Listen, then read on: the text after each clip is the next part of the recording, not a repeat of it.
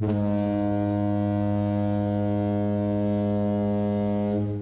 there, part-timers. Once again, Stanton from Antonio Bay. Thank you guys for stopping by the collection room.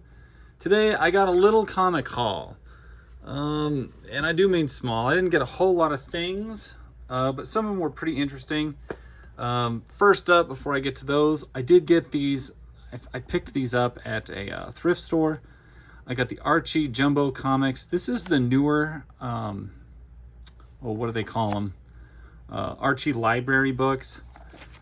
So it doesn't have as much older stuff in it, and it has a lot of the newer stuff. But you won't see near as much from the like 50s in here, 50s or 60s.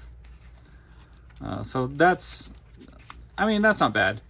And these were $2 a piece, which is not as good as a deal as I got the last time. I got a bunch of these, but the bottom line is I won't pass them up. They're just something, when I see them, I'm going to get them, especially if they're the little jumbo ones.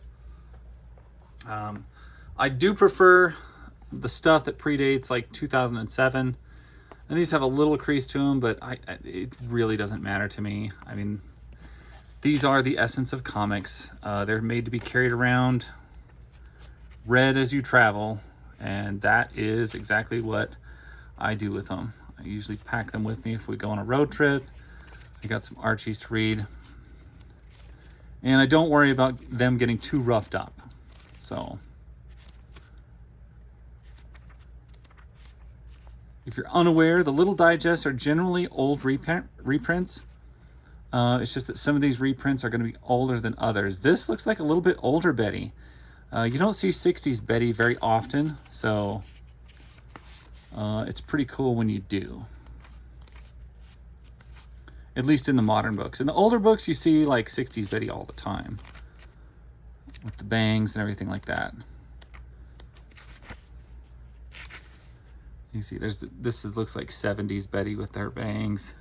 Veronica doesn't have her Betty Page haircut like she does in the 60s. You got some 80s stuff going on. Anyway, these are great. Love these. Anyway, on to my other comics.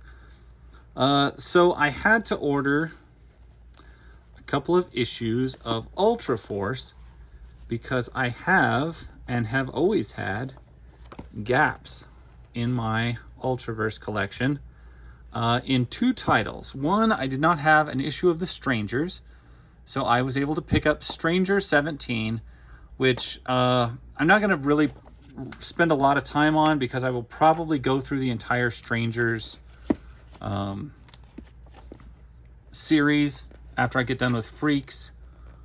It's on my list. One of the things holding me back was this particular issue that I was missing, and wanted to get that series all the way closed out. So I got that. Pretty excited about that.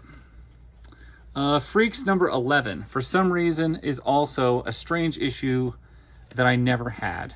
I'm going through the Freaks series now, right currently, and there's well, I'm ready for this video that has this. I just didn't have the book, which just arrived today, so I was pretty glad to see that.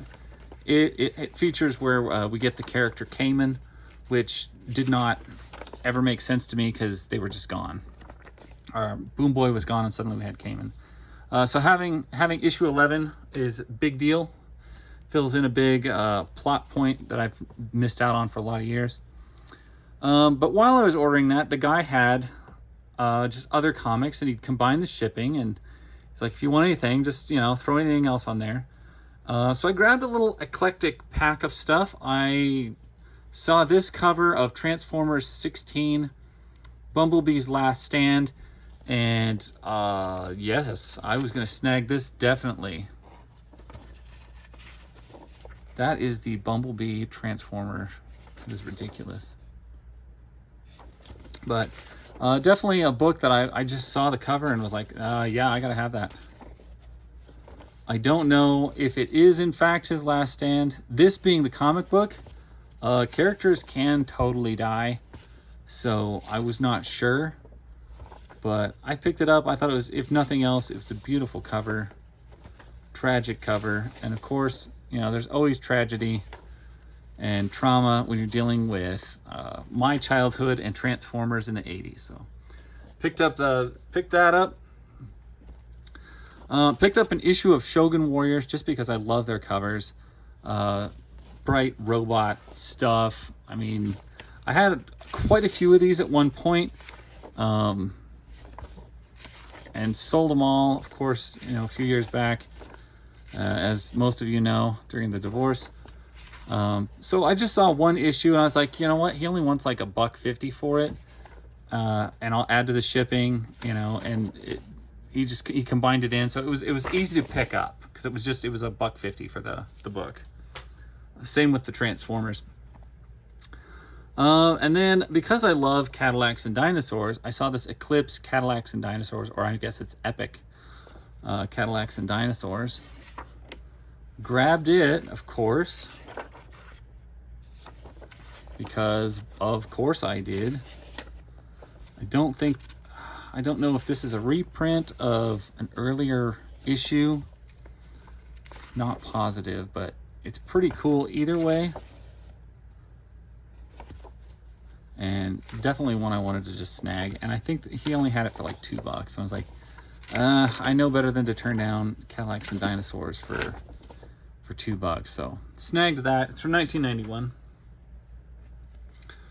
I bought this because I'd never heard of this company. Crusade. It sounded vaguely familiar. Angel Fire #1. Well, plus it was a #1. Angel Fire #1, and it was from Crusade Comics. It had a cool, interesting art style on the cover. Pretty lady and all that. And just, it's weird. It is really weird. The art is super odd. Almost gross. I don't know. It's too sharp. The eyes are too big. The cheekbones are too sharp. It's weird art. I don't know how I feel about it, but I thought it was interesting enough to pick up, especially for the $1.40 that he wanted. It was not much. I thought $1.40 was a strange price, but it is what I got. And I thought, you know what? If it's something I've never heard of, then it's almost a given. I need to check it out. So I did. Anyway, so there's that. And then last but not least, I saw this. He wanted $1.50 for this. Glory and Friends Bikini Fest, issue #1.